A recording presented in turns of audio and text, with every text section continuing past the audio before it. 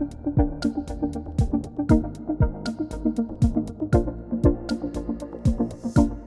mai haere mai, talofa. Welcome to Caucus. I'm Tim Watkin. I'm Lisa Owen. Kia ora, I'm Scott Campbell. I'm Guy Espiner. That's time running out on the campaign. See sound effects. 2 days, 7 hours and a bunch of minutes until the polls close. You remember the House rose back on the 6th of August. That was 70 long days ago. We've had a false start, an extra lockdown for COVID. We've got one more debate to go, one more big poll tonight.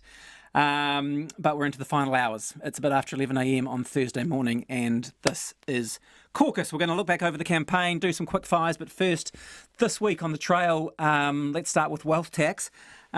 It's the most interesting part in many ways is that it's started the negotiation discussions and the coalition stuff, but let's run through this. Judith Collins got the ball rolling on Sunday, which is the day she called Stop the Wealth Tax Day. Hi everybody, so it's Stop the Wealth Tax Day today. Why are you continuing to campaign against the wealth tax when on Friday Jacinda Ardern specifically ruled out even negotiating with the Greens about it?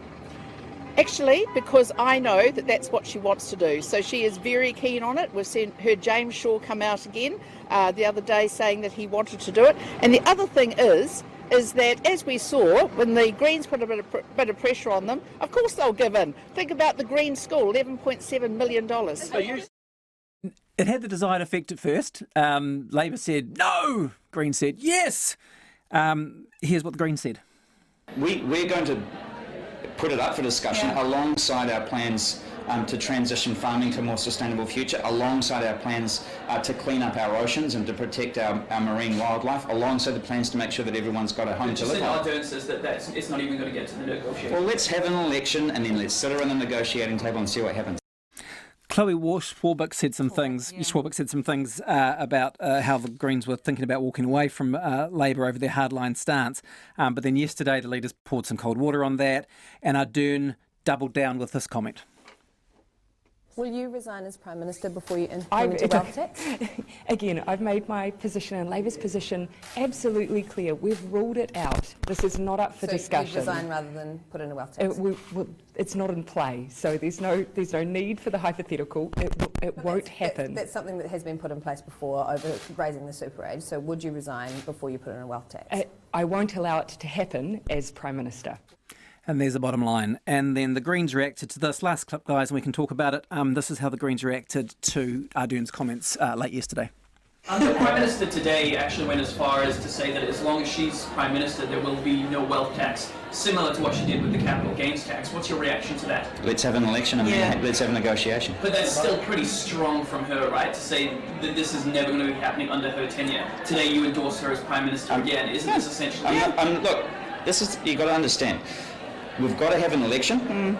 We know what we are going to be proposing in those negotiations. We'll see how those negotiations go. This is not the only thing that we're running on. This is how we pay for the things that we are running on. So it's actually sitting down and saying across those 6 priority areas, how much progress can we make and how are we going to pay for them? Because of the economic downturn, we do have these long-term challenges. It is simply not credible to go into this particular election campaign without some kind of revenue plan that addresses that, and we are the only party that does. So that's kind of the short version. What do you guys make of how it's all brought out this week? It was great body language there. I mean, you could see some really tight drawn mouths when they were saying, we need to put this on the table and talk about it. The really interesting thing there was this is how we pay for things. Yeah. That's what James Shaw said, because he's got a wish list, right? And they're calling them their 6 priorities, not bottom lines. And if he doesn't get what seems to be, not his words, mine, what seems to be his top priority, being a wealth tax, he's going to have to drop down the list for some of these other things that he's shopping for. And some of them are expensive. They'd like to raise welfare, give everyone a universal income in essence. And he kind of needs this in some form to pay for those policies, or you're going to be asking what actually is he going to get out of any arrangement with the government. But Jacinda Ardern, it's circa 2017 in capital gains tax, isn't it? Where you start to beat them with a stick, and then the leader is forced to actually draw an absolute line on it. And if she were to back down on that, I would argue that she wouldn't get in for a third term. Well, it's Jacinda Ardern in last weeks of campaigns and taxes. We're back into that territory. I agree with James Thor, though, in the sense that they do. We need a plan to figure out how to pay for this stuff, and I do agree with him on that line. What I think is really interesting is that you've got a difference here between Jacinda Ardern at least almost engaging in some type of conversation about life after the election, as opposed to what she's sort of saying in regards to New Zealand First, which is, well, the voters will make up the mind of whether or not they come back. So I actually see that she's giving the Greens a bit of a lifeline here, which is to say to some of their voters, we'll have this discussion, but we'll have the discussion after the election. So for me, it sends a signal to some of those Green voters to get out there, put your people at the table. I think it's really interesting because on one hand, I kind of think that Ardern's position was in kind of very first past the post and quite arrogant to say, you're about to head into negotiations and say, well, I'm not going to negotiate. It's a pretty hard line stance to take. On the other hand, it is very transparent. But she's not saying, actually telling us what the she's not saying government's they going to look won't like. be there. No. She's just saying we're not going to negotiate. No, So I and think that's it's why slightly she tell us something. Yeah, and she was forced to. If you go back, and you can easily check this out to Lisa's interview with Grant Robertson on the day they introduced their top tax rate, and he was asked for about 5 minutes whether the wealth tax for the Greens would be on the table, and he wouldn't rule it out. So, to be fair to Collins, Judith Collins, it wasn't a bad attack line from National to the extent to say that, look, this could be on the agenda in the coalition negotiations. So lobbing that in there was a fair strategy. Ardern's ruled it out, but you do kind of have the right to do that, I think, as the major party on something as major as economic and tax policy. Now, we know under MMP there is a power of veto. It's not commonly known and not used that often. There's something called a financial veto, where if a member's bill was put up in Parliament, for example, saying that there should be a tax break of X, that the finance minister can exercise a financial veto. Now, this is a little bit different because it would be a cabinet decision on a tax, but the point is roughly the same. You can't expect a majority party, which is 10 times bigger probably than its coalition partner, to adopt something of that nature, so that is so contrary to what they've told the public. Now, it's different if I go in asking for, I don't know, synthetic racetracks or green schools or whatever my particular policy thing was, but I never thought that Labor would have a bar of the wealth tax, because it's a major, massive economic plank, totally contrary to what they've promised. So it doesn't surprise me. Judith Collins can take it as a win. It's a bit of an own goal because voters now go in there having had it ruled out. We're having the discussion. Does it help or hinder? Because in the end, she's got this kind of concession, if you like, but now people know for sure there will be no wealth tax, so she's lost that stake. Well, funnily enough, do they? Huh? Do they know for sure and that she's there's given going to be no wealth tax? Because the doubt that's sowed, isn't it? She's sowing the doubt. But does that just play to constituents who would support her anyway? Yeah. Do people who are still considering their options buy into that? Because in essence, isn't she basically calling Jacinda Ardern a liar? Well, she is, but funnily enough, the strategy that Judith Collins is offering is, if you want to stop the wealth tax, vote Labor. That's right. Really, That's isn't right. it? Because the major coalition partner saying, ain't going to be a wealth tax, I would resign. Yeah. She's got high trust levels, Jacinda Ardern. And you've got the Greens saying they want a wealth tax. Well, the handbrake on the wealth tax is the Labor Party. Yeah. So that's really what Judith Collins has ended up And you've got the offering. Greens actually getting, a few days now in the election where they've been really strapping for oxygen and getting any attention, have now actually been able to say wealth tax, and then as we saw James Shaw there, listing out, talking about oceans and stuff, and people on the left might go, oh, actually, okay, that's interesting. And I actually think he comes across to people who are probably that softer national, that they are the business people who are looking for another option. I actually think he comes across really well to those people, and he's away from that green school that we've been talking about for a long time now, and he's talking about something different. I actually think, end of the day, Labor, if they go in and they govern by themselves, they'll be a fairly conservative government for the next 3 years. They'll battle through. They won't do a hell of a lot. If the Greens are sitting there, it gives them the opportunity to be transformational, right? Slap another name on it, whether it's the envy tax like Judith Collins keeps on going on about, or whether it's the top tax rate changing. I still think there will be a different tax rate if the Greens are sitting at the table. It might not be the one that we're talking about at the moment. I don't think there can be. I think that Yeah, would be absolute political suicide. I agree with It's like a surcharge on super or something like that, where you've ring-fenced something, you've given your categorical assurance, and then you go out there and whip the carpet from underneath your voters on something so big. I don't Totally think it can agree, happen. and I think the Greens know it's not going to happen either. No, but of it's course. It's negotiating, right? It's just talking. like, Yeah, you can talk about it. Wealth That's tax, I really But wanted this that is wealth what I tax. was Can saying I to- get something else? Exactly. Your kids It's do what it with you else? every time, don't Yeah. they? Can I go to the movie? Well, you can't go to the movie. So, but Yeah. you know how really We can want have to do some this. popcorn at You home can and have this still get- instead, yeah. and it's not a lot different from that. They know that there's not going to be a wealth tax. Do they ask you to rule in the popcorn or out? Oh, well, my daughter does actually. She's going, can you categorically rule it out? She must have been listening to someone. But I think that's a really interesting point, right? This presumably gives Greens leverage. They go, oh, we really wanted this wealth tax, Yeah. but you're not They going to give know us it's not that. So gonna now you're happen. going to give us 5 other things to make up 5 for green that. schools. Exactly. And A lots of minimum, a crystals. minimum guaranteed income. Solar panels on every state house. I mean, this I is, do you know. think for the last week of the election, it gives the Greens a bit of a boost, because last week and the week before, a lot of people were talking, and I'll put my hand up, about the Greens not being there. Yeah. Now all of a sudden we're talking you about were. whether or not they're negotiating a wealth tax. Are you backing down on your earlier position? No, I'm still. I think they'll scrape. I think Labour they'll has get it given now? them an opportunity. Yeah. I'm not going to categorically rule it in or out this week, but Okay. I think they've given them an opportunity. Just on that note, before we move on, I've brought in 4 envelopes with a piece of paper. Put your percentages on it, seal it, and sign it over the back so that we can see it hasn't been opened. And when we get together post-election, we can open them. Ooh. Anyway. Okay. Can I fill this out on Saturday night? No. Sunday morning? Can Need to fill it out today and Can seal I it. apply to the High Court to have mine suppressed? We'll burn them all if they're too embarrassing. think But one- The of the other things- the interesting thing for me is the pressure. You mentioned the handbrake argument and Labor having to be its own handbrake. This whole discussion raises for me the expectations that you were talking about, Scotty, on this. If it is Labor and Greens, then you've got the handbrake argument's gone because there's no more New Zealand first, right?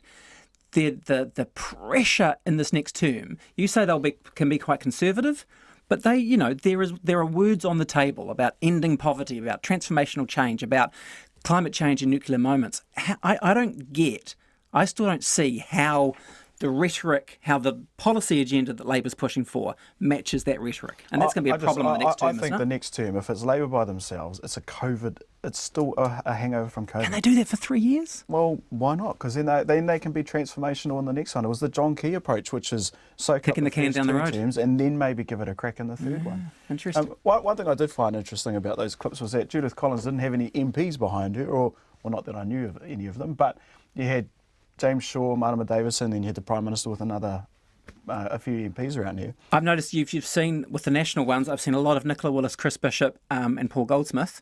Beyond that, a lot of national MPs, and some of the ones I've spoken to, are staying in their electorates and keeping their heads down. Yeah, the caucus seems to be, or some of it seems to be abandoning her. I don't know if you wanted to talk now about the obesity. Let's do the comments obesity, yeah. from Judith Collins. Let's go there. Have you got a clip there? We or should have got just a talk clip. about it? Let's roll the first one. This is Judith Collins talking about, she had mentioned the obesity first on a radio show, and then the media pack travelling with her asked her about that. Do you think it's an epidemic? No, it's not catching. And some have called your comments heartless. Your response? Yes. Do you know what is heartless? Is actually thinking that someone else can cure these issues. We can all take personal responsibility, and we all have to own up to our little weaknesses on these matters. Thank Do you. you think obesity is a weakness? Yes, generally. It's one that many of us do. We actually entirely have to take personal responsibility. Do not blame systems for personal choices. Great follow-up question there of someone hearing her say that your word weakness and picking up on that. What do you make of it? I thought it was an extraordinarily disappointing thing to say. Yeah. And that's at my most charitable. I just think that anyone who's even put themselves in the shoes of someone who can't afford to buy good food would find that devastating, actually. You know, the pressures that are on families to feed their kids and to work hard, and the marketing pressure and the price points of junk food, just have been feeding this obesity epidemic, which is one of the biggest health crises we face in New Zealand. You've got 250,000 people with type 2 diabetes in this country. And to say that it's just a weakness, I think is devastating. From a public health perspective, I think it was mean-spirited, and I think it was politically bloody stupid, frankly, because there are a lot of centre-right voters who will be struggling with these issues themselves. And for her to say that and call it a weakness, I'm struggling to find an example of a leader in recent times who has said something that, in my view, is so misguided. Yeah. So, and well, it's interesting to hear those arguments, because an unlikely person made comments similar to that on the campaign trail in response. No, it's not a weakness. When you are doing 2 or 3 jobs and you've got no time to cook and you're flat out, then, take away food and cheap food at that, and given the income structure of so many people, that's the opportunity of first resort when it comes to food. It's understandable. And rather than condemn them, I'd like to see we change our lifestyle and change the way we address this matter. Well, again, Winston and I are in complete agreement. That is exactly what my takeaway was from that. But it was a total misstep from Judith Collins, and totally diverted the focus of the campaign in the final days. Why does it matter so much? Because it's not policy. It's just a flippant comment, isn't it? It matters because it shows your personal character, and people will assess her on that level. It's kind of, well, it's a mean-spirited comment. Does that make you a mean person? But let's be serious about this. Yeah. People are getting their limbs cut off in hospital today at huge rates with this epidemic. It's one of the most serious crises facing the New Zealand health system. And if your belief is, oh well, look, anyone can just be slim, you just need to have discipline, some good choices. discipline. Yep. I get where she was going with the personal responsibility centre-right thing, and I don't have a problem with that in many areas. But it's just a massive oversimplification of a complex issue. And why pick that as an issue? Because it's a personal way. Yes, she's going on about personal responsibility, but it's a personal attack. And you've got people who are walking into the voting booths, and something like 8% of people are undecided before they walk into the booth and they tick on the day, right? Imagine those people were walking in thinking, she just talked about me. So now... Meanly. She talked about you meanly. And also, she has been making a pitch for the Pacifica vote, and Pacifica peoples are overrepresented in these statistics. So on the one hand, you're saying, come to mama, and on the other hand, you are saying... Come to Jesus. You're saying simply mean things about it. Yeah. And another extraordinary moment for me was turning on the radio news the other day and hearing Jerry Brownlee having to take one for the team on the back of this discussion, obviously. He was asked a very direct question on radio as to, well, who's responsible, in essence, for you being fat, Jerry? What can you do? He was a good foot soldier for his leader, fell right into line and said, I'm responsible for it. But to be put in that situation... wow, it's just kind of cruel, isn't it? And that last 10% or so of people who are still making up their mind, to be honest, they don't understand the wealth tax. They're not actually really making a decision based on that. They're making a decision on COVID, right? They're making a decision on who's going to keep my job safe and whether me or Nana are going to get sick. And now they might be making a decision about whether someone thinks I'm fat or not. Yeah, and the two things are massively linked as well, because obesity is a massive problem for COVID death. It puts you at far greater risk of COVID death. So does diabetes. Yes, it does. So these things are all linked. And so I think it's a lot more serious than just some flippant comment about personal responsibility. But it was interesting to me, you mentioned Jerry Brownlee there, that Mark Mitchell was on radio. Yes. And he was asked about these comments, and he said, look, it's a lot more complex than that. He said something close to what me and Winston said, which is that it's a lot more complex than this, and it looks at the price of food, and it looks at a whole lot of other issues. So her own MPs aren't even with her on that. So let's talk about that, because, shot across the bow, potential leadership. Mark Mitchell's position himself, he's run before, he'll run again. Do we think that we're talking about a scenario in which National does not win at the weekend? How safe is Judith Collins? Does she last a week, a year? What? I think she's in real trouble, actually. I think, a significant loss on the night, certainly anything under 30, but even in the early 30s. Look, she might hang on while the knives are sharpened or Chris Luxon finds out where the Bill's office and the toilets and Bellamy's are in Parliament and gets his act together, maybe. But I don't see her having fought this campaign in the way she has, which she hasn't been all bad in my view. I thought and we can talk about that a bit later when we look at highs and lows. I think she had a good first half of the campaign maybe. I think the way that she's fought it now and the feeling you get and when you see these MPs distancing themselves from her, I don't think she's in for the long haul as a leader. You'd hold her there at max till summer break, right? And then just let people go, have their barbecues, get their caucus numbers together. After the election, Stardust will still be around. Let's say it's the Labour win on Saturday night. It's the Prime Minister will carry on. There'll be a bit of Stardust there, and then if we have your friend Mr Peters who's not there, then there'll be huge coverage around what that means for the end of that political career. I think if it was a 36, 37, 38, 39, saved the furniture and had done well, she would have earned another year or so. But which a couple of weeks ago seemed more possible, I was entertaining that possibility a few weeks back. I think that a couple of things, because there's so many early votes in this particular election race, that some people who might have been put off by her actions this week have already committed. So that's a plus for her. On the subject of whether she will last if she's sub 35%, bearing in mind that's her own benchmark for failure. And she, in her own book, has said that national MPs do not tolerate losers. But how dog-eared is that, your version of that book? Yeah, but I just think, what I think about is that they're running out of cannon fodder. So, they're running out of people to push to the front lines. As we're walking down the stairs and I spilt my water, I said to Guyan, who else then? Here you go. They're not flush. Christopher Luxon is what Guyan has raised. Maybe. But hang on, just remember, John Key he'd done a term. He was in his second term before they rolled him to the front of the pack, right? So they probably thinking that Christopher Luxon, if he is the heir in waiting, needs to get a few miles on the clock. So Dawn Brash had only had a year.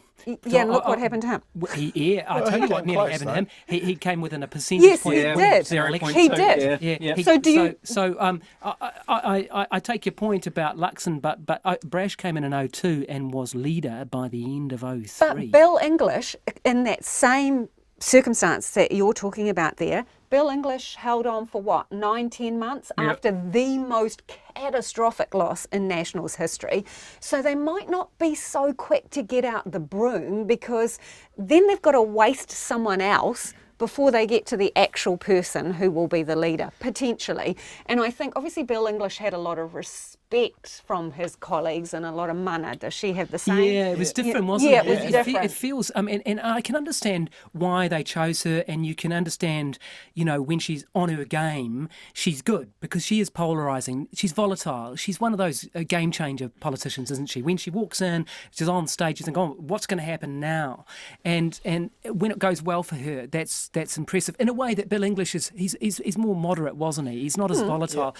So I just think that when the dust is all settled on this, there's going to be a lot of grumpiness and there's a lot of bruises. There'll be a lot of bruises, but there will also, theoretically, I think she's given them at least a chance to get back into the 30s and have a shot. And there should be some of those MPs in the National Party, when they get back to Parliament, who turn around and actually say thank you. Yeah, because I agree. They were steering. I don't think they will. They won't, but they should do, because they were steering down the barrel of going into Bill. If she stays anywhere in the Muller, threes, I agree. I think there's a certain amount of thank you. I agree with that, but I just don't think that they will thank her. No. You talked about Winston getting back in or not. How are we to see Winston and New Zealand First in this campaign? I got to say, they really haven't. Winston has not looked like Winston. I don't think he's played a good hand at all, and he went negative against his own government. Yep, that's. I think that he had the option. He could have hugged the people Exactly. he was with. Which is what the Greens did. Which They is were what like, the strategy the Greens stay in the went glow, with. stay in the Yep. lamplight of Ardern. Jacinda plus one, as Yeah, you like exactly. to say, and James Shaw also likes to say, Jacinda plus one. And he went negative really quickly. He's tried to kind of pull back from that, I reckon, in the last sort of 7 to 10 days. Too little, too late. Too little, too late. But why didn't he sort of concentrate on, what was it, 190 pieces of legislation on their watch, COVID, without the massive death toll that potentially had been forecast? Why didn't he concentrate on those kinds of things? And he chose her. He could have said, Yeah, he I chose gave her. you Jacinda Ardern. Yeah. Stick with me. So, and then the other thing about the way this is playing out, and we had a brief discussion about it the other day, and I went away and looked it up. 2008. That doesn't sound like you, Lisa. Yeah, not at all. 2008, when he utterly hit the skids, obviously, All right. you were raising the question. You were saying, I can't remember whether National before the election categorically ruled him out as a Yes, they did. partner. Yeah, John Key and did. John Key Yeah. came Yes, out they did. and That was absolutely it, yeah. ruled him out, and that was after Helen Clark had relieved him, I think is the term we'll use, a guy on, relieved him of his portfolios while there was another donation investigation going on. Mm-hmm. At that point, John Key comes out, categorically rules him out. So we've got some similarities rolling absolutely. into this election. I mean, he's been strategically incredible over the years, and I think you'd struggle to find a politician in the world, in the democratic world, who has the raw political skill that Winston Peters has showed to be part of, 4 different governments. Yeah. Right? Extraordinary, and still positioning himself as the outsider. And genuine power to the, on the right hand of, as you say, a whole list of prime ministers. But what he's not been able to do, and I've described it as a sort of Houdini manoeuvre, is to get himself from being within a government to then campaigning to actually get back into Parliament, and it's a very, very difficult equation because he's been part of a government. He's an oppositional figure. He's an outsider. He's a maverick. He wants, look at him. If he does something wrong, he'll sue you for it, even though he did something wrong. I mean, that's the way he Can't goes. help himself. His instinct is to fight, and it's served him extraordinarily well in almost every facet of his political career, except that manoeuvre of being in a government and then being oppositional during a campaign. It's like the life cycle of a butterfly. He somehow has to get from being the caterpillar to the butterfly back to being the caterpillar, or whatever the analogy is. It's an almost impossible manoeuvre, and he chose to go oppositional again. Yeah. And it hasn't because I worked. guess they probably said, I can imagine the strategy meeting saying, well, we've got to let Winston be Winston. And it's what you're saying. That's Winston. Yeah, but he He's gonna didn't be learn any oppositional. new tricks. I know you're No. going to get to the highs and lows and the biggest disappointments and all the rest of it, but he didn't adapt. You heard the same old phrases and the same techniques and strategies from 40 years ago. And in an election Lee that- Kuan Yew and the Maori Battalion, baby. Yes, yes. and in Every an time. election that had taken away a lot of that ground from him. Yes, Yeah. no, The because the immigration borders are debate closed. gone. Yeah. All of those things. Interesting. I heard him, I think this morning on radio, when he actually was asked about what he does afterwards and will he regret. Oh. And he opened up and he said, I have no regrets. This is the very first time I've ever heard him go away from I'll be there after the weekend. So I just think the oppositional thing was the wrong strategy. He should have jumped on the back of the Stardust and rode He alongside. can't, though.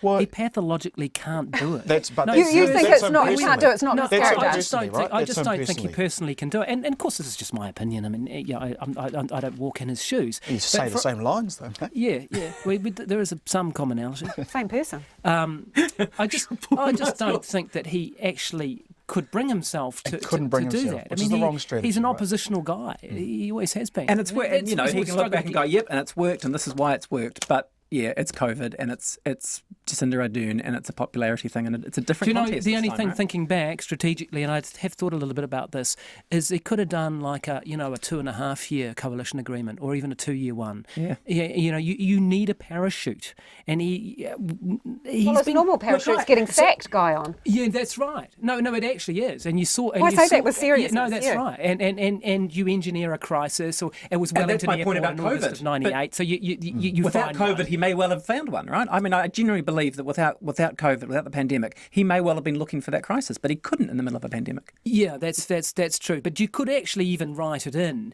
hindsight, couldn't you? And you could say we are going to do a coalition agreement that lasts for X amount of time. We guarantee confidence and supply beyond that, so there's no constitutional instability. But we exit as ministers on a given date, and that allows you then to. It looks pretty cynical, though, doesn't it? Manipulative. Well, you could draw a program. You could. What's wrong with being cynical and manipulative in an election campaign? you are sounding like Winston, mate. Don't play the Philadelphia lawyer with me. Damn it! How many times have I heard that? I've got a strategy in my boot I need to go and get. Poll tonight, debate tonight. Do we care? I mean, the poll.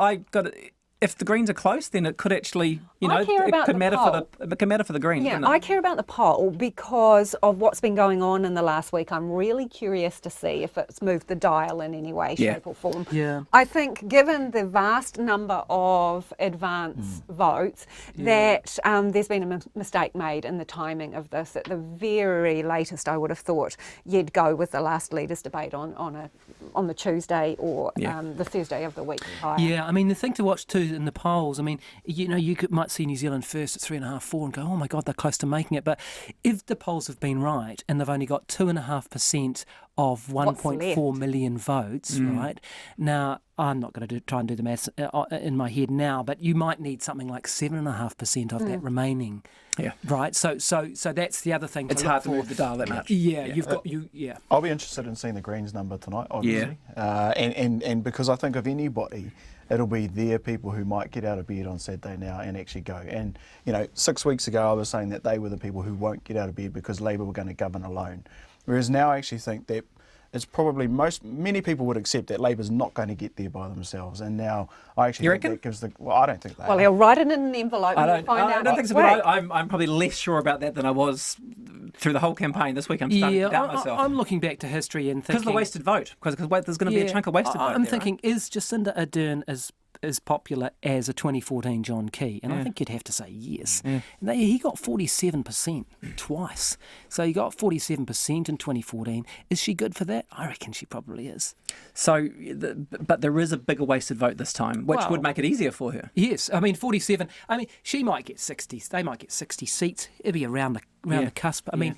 And then you've got to watch for the special votes. It was 450,000 special votes last time, so they really do roll in. I think it could change. If the Greens are close to 5 tonight, then I could imagine, I know I've said this multiple times, on the poll, then I still reckon you could get a lot of centre-left voters going, okay, I'll go and vote Green, and Labour's vote might come down. Labour could. It's a bit like that 2% that David Farrow talked about in the campaign. That you could actually see a 1 or 2% move, I reckon, the last week as people start to think strategically. And when Guyon talks about the special votes, you've also got a lot of people who have come home, so they won't be part of the special votes anymore, who may have been overseas. But there'll also be all those people who are offshore and are more engaged in what is happening in New Zealand, because potentially they might see themselves heading back here. And will have been reading things like the New York Times and the Guardian have been all over Jacinda Ardern, saying how great New Zealand has handled the COVID crisis compared to the rest of the world. So that probably is going to... I also know the Māori vote, that there has been a lot of strategic vote with vote candidate, and then a lot of people actually sending their vote to the Greens. So that's which is different from party voting Green and Māori candidate. And they've asked only for candidate votes. Okay, give me one seat each that you think you'll be most closely watching on the night. One seat you're interested in. Well, Wairiki for me. Yeah.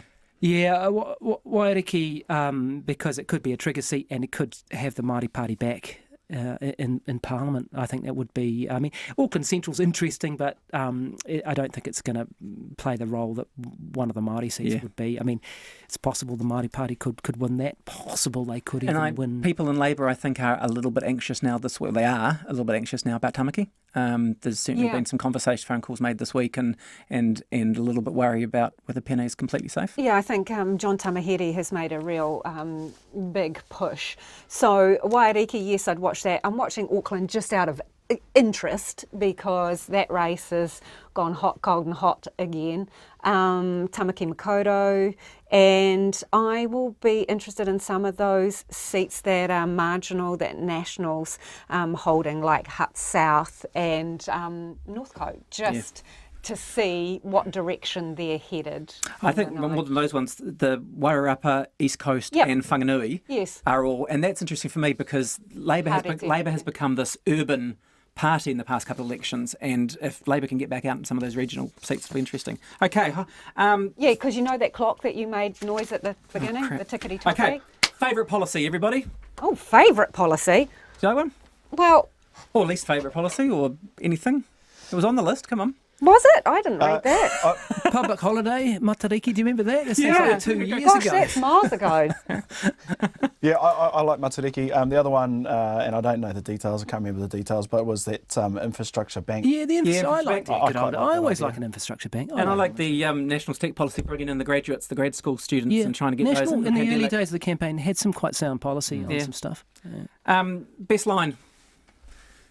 Oh, best line for me, and I talk amongst yourselves while I get it right, was John Tamahere, right, at the News Hub debate. What would they call them? They called them the Power Brokers, right? Debate, yep. And John Tamahere came out and said, referring to David Seymour, he says, he's a recipient of the house burning down. That's the National House, right? Judith Collins' job is to save the furniture. What she doesn't understand is that David is out the back taking a lot of it out. That's a really good point. I think national strategy on the minor parties has been terrible. Mine's David Seymour's line around the babies and the toddlers. That was mine too. Yeah, I love the toddlers. A lot of worried toddlers are coming to my speeches. Mine's actually David Seymour too, but I think he hit the personal responsibility note a lot better than Judith Collins. He said something like, after Labour's paid for your kids' lunch and Nationals brushed their teeth, what's left for parents to do? In reference to lunch in schools and Nationals policy, I can't even remember, was it a free toothbrush? Yeah, free toothbrush. Free toothbrush. You got a free toothbrush. And that was a nice line. It shows you the skill and dexterity he had compared to Judith Collins. I mean, pushing the personal responsibility thing, but doing it with a bit of wit. Highlights and lowlights and winners and losers. Anybody or anything? My low light would be Winston Peters trying to suppress even the statement, and the New Zealand First Party trying to suppress even the statement that the SFO had charged 2 people with obtaining by deception, and the ongoing efforts to suppress the names and keep from the public the connection, if any, one more round in court on that defendants and the party. This may go to the Supreme Court, to the Court of Appeal, but we're running out of runway. Yeah. I think my low light is just the fact the campaign went for so long in the end, that this election period was so long. And nobody's fault, obviously, but my highlight would have been probably the News Hub debate in the middle, because I think that gave us at least an opportunity to have a challenge of ideas. It gave a little bit of momentum to the campaign. I actually thought that was probably my highlight. Yeah, cool. Campaign. Yeah, I'm more thinking of the lowlights. Yeah, which go is for it. kind of... There wasn't enough discussion about policies that really, really matter, like housing, about poverty and the future of the country. It's a presidential race that we're faced with here. Yep. And when you talked about nobody in the back row when Judith Collins was up talking, we actually, who else have we heard from? Like you heard Grant Robertson at various points was played the role of the hatchet guy, because obviously it doesn't fit with the brand of kindness for you to be bagging on the others. So and Goldsmith had a go on the other side. Yeah, Goldsmith had a go on the other side, but you really didn't see anyone else. No. You occasionally saw Chris Hipkins and Goldsmith. Very occasionally. That's it. Where's Jerry Brownlee, who's the campaign manager? You didn't hear from anyone else, so it was largely a presidential campaign. I felt Shane it was Retty. You saw lacklustre. Shane Retty, Yeah. and he's probably the rising star of the campaign. He's the one who's probably had the best Rolled campaign. out to certain advantage. Indeed. But he took his moment, didn't he?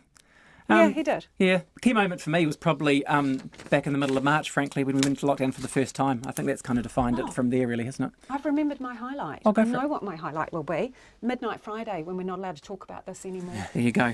Well, you're not allowed to talk about it anymore now for today, because we've got to go. Ka kite anō. Listeners, thank you very much for listening. We do have another episode of Caucus next week, next Thursday after the election. We'll talk about coalitions, how negotiations are going at that point. You can listen to us on Google, on Spotify, on Apple Podcasts, of course, on the RNZ website. You can watch us on YouTube. Thousands again, biggest viewing of all last week. So thanks for those people who are watching us. We will fill out our forms and give them to Lisa. No, give them to you. You're the man in charge. God, okay. I'm not sure if I can handle the responsibility. I've signed the back of mine, so like a seal. It's Anything blank, I not see. mentioned in here is wasted vote, just so you know. I've right. only put the parties that I think are going to make it with their numbers. Join us on Saturday night, live on RNZ, where some of these guys will be hosting the whole blooming thing and telling you the results as they come in. We'll enjoy your company then. Thanks, everybody.